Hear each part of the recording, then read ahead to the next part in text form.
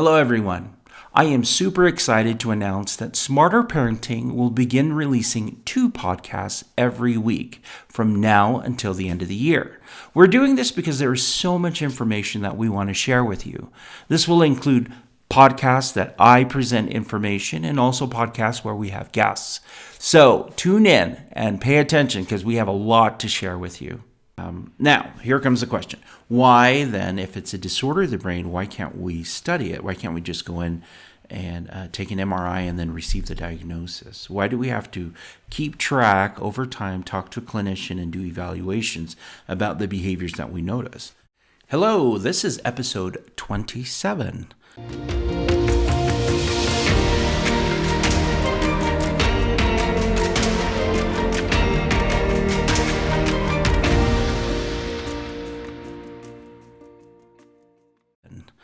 Today is a great day, and welcome, my friends. I hope everybody is having a great day.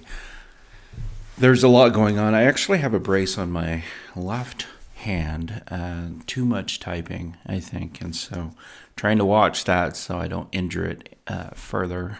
But who would have thought, like years ago, we had people working out in fields, farmers, and they were plowing, and so they did all this kind of work. And in my work, I type quite a bit, and so my injuries compared to their injuries, I don't mean to minimize carpal tunnel or anything like that, but I'm just saying I thought it interesting that there were people doing really hard laborious jobs, and here I am typing in having problems with my hand. So, anyways.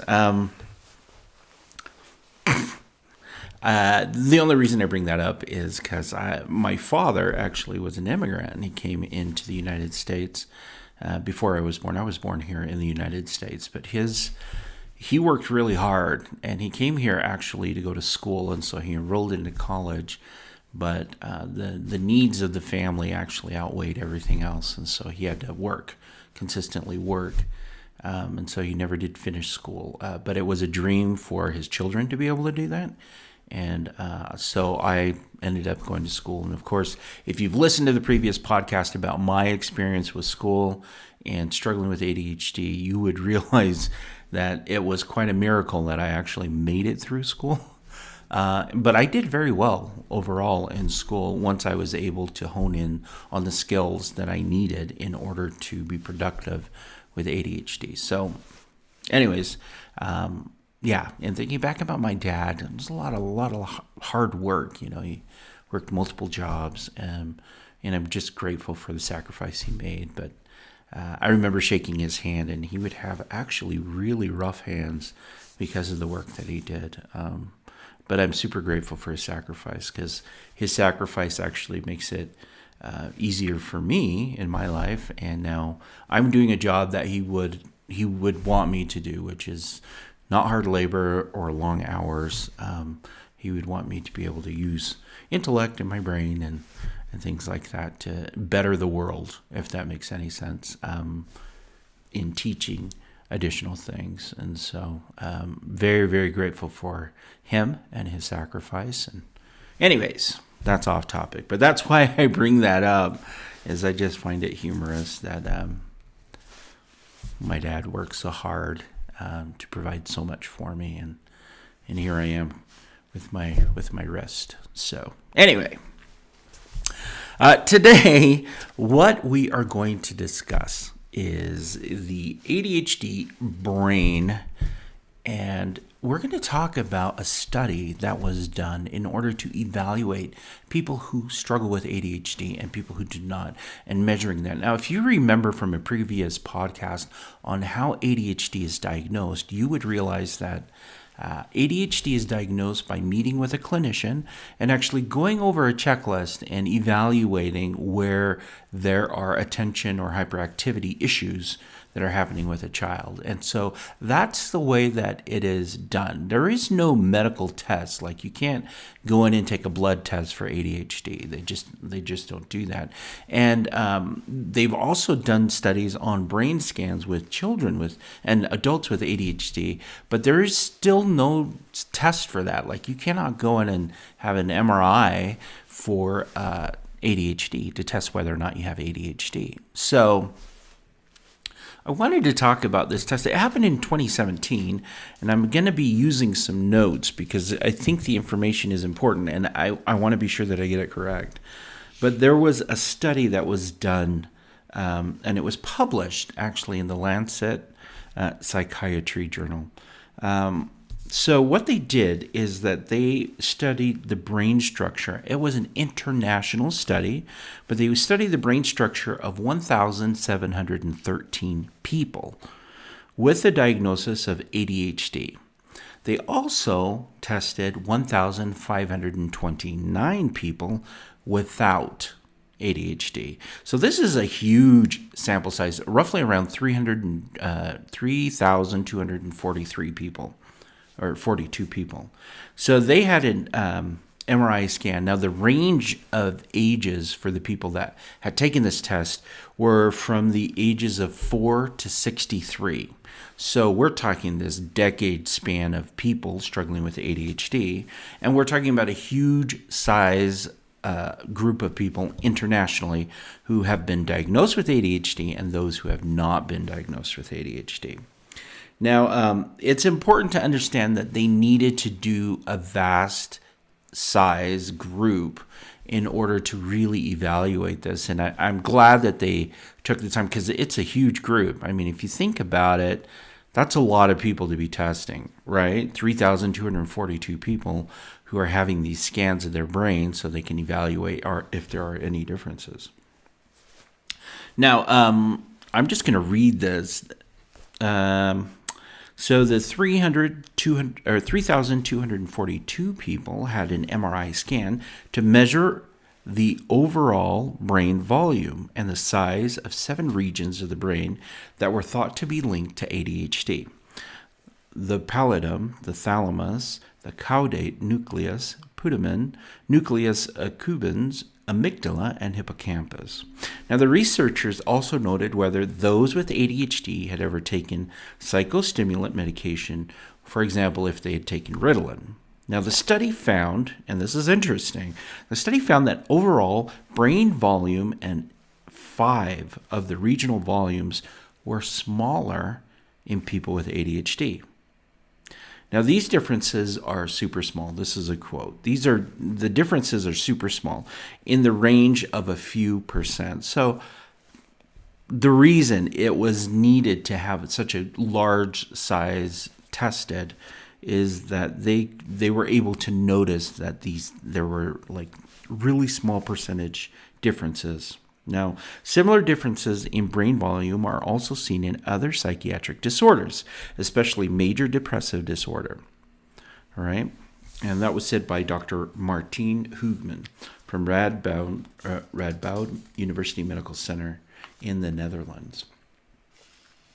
Now, the major differences were actually found in children with ADHD, but less obvious in adults with the disorder. And based on this, the researchers propose that ADHD is a disorder of the brain and suggests that delays in developmental and several brain regions are characteristic in ADHD. So a lot of times, we look at children with ADHD and then we believe, okay, this behavior is ADHD. Hands down, it's ADHD. And then over time, we're like, oh, it could be something else or what's happening. But again, I had mentioned that over time and exposure and experience, a lot of times people learn to develop very specific skills that are useful for them in overcoming ADHD. And I think that in this case, this is something that is very similar to that. So anyways, they found that with children with ADHD, the symptomology was actually larger, and there was more behavior of acting out and inability to control and maintain, right? The results from the study confirm that people with ADHD have differences in their brain structure and therefore suggest that ADHD is a disorder of the brain, right?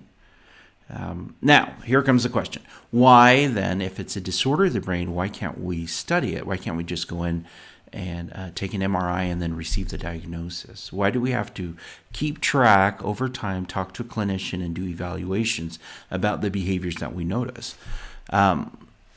the answer to that is actually fairly simple. When you go in to have an MRI or an evaluation of your brain, it's actually taking a picture of the moment. The difficulty is actually watching the brain work in different environments at different times. So think of it this way. If I were to take a snapshot of something, I'm only capturing that image in time, right? I'm not actually capturing anything else. I don't see how the brain is working when it's under complete stress or when it's in a classroom full of noise. When you're doing these tests for the brain, an MRI scan or any other scans that you may be doing for the brain, you're only capturing that moment in time, which is why you can't really test for the ADHD, because you're not seeing any other stimulation things happening. Now, does that mean that can't happen in the future? Who knows? This idea that perhaps virtual reality in the case we're walking through somebody in a situation can stimulate those while an MRI or while something is happening.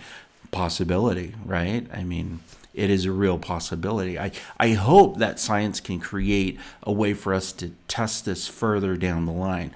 With gaming technology and our ability to actually create virtual worlds, I'm thinking in the future that, and I'm hoping, and this is super geeky of me, and I know it's like Star Trek or Star Wars, probably more Star Trek, because Star Wars is more, I'm not going to get into that, but I am a fan.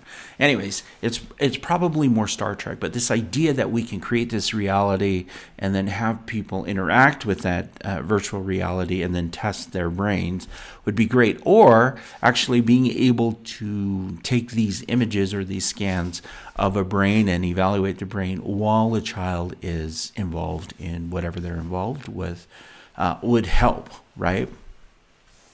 Us further understand how an ADHD brain works in stressful and often uncertain circumstances. So I thought it was super interesting that we bring this topic up, because I think it's important for people to understand, specifically people who struggle with understanding ADHD, that there is a difference in brain, in a person with ADHD in their brain and someone who is not. It's a small percentage, according to the study. It's a very small percentage of a difference there. However, there is a difference. And so further research is needed, and I'm sure they're going to continue to do additional studies to follow up on this and find out more information. But I just feel like it's super important. Some people, I've heard it over and over again where people are like, it's just made up. You just made that up. It's not really a real thing. It's not a big deal. But there is a brain disorder happening when ADHD happens. And so really working with your brain and focusing treatment on how we can adjust the brain to strengthen it and make it stronger, specifically with skills. These things are the things that will help your child improve, right? Later on down the line, we will talk about neuroplasticity in the brain, the ability for the brain to heal itself in many ways and actually teach itself. The brain is such a malleable thing that really it's super, super powerful. And if we find ways to help shape the brain, we can actually help shape the way that our behavior is displayed, right? But neuroplasticity and the brain and working with ADHD are really something that I am fascinated about, and especially moving forward as we talk to some additional professionals who help us understand how to really work through some of these issues in helping the brain work better and function more effectively. Anyways, great topic. It's a wonderful topic. Just know that there is a difference between people who have an ADHD brain or people with ADHD and people who have not been diagnosed with ADHD.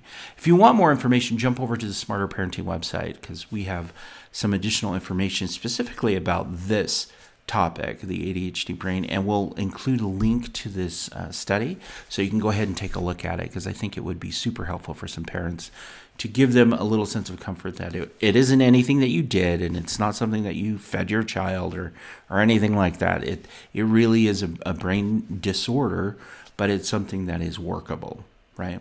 absolutely workable. Now, Smarter Parenting is offering coaching, and so I just wanted to give a shout out for anyone who is looking to do some individual coaching. Feel free to sign up. You can find it over on the Smarter Parenting website, and we'll just walk through some of the issues that you're focused on. It's very individualized and very specific to whatever it is that you may need. So that's it from me. And again, super grateful for you. Thank you for listening. And if this has been useful for you, feel free to share it with somebody else who could benefit from learning a little bit more about ADHD. And I'm specifically talking about family and people who are involved in your child's life or in your life who don't really understand it. All right, that's it for me. All right, I'll talk to you later. Thanks. Bye.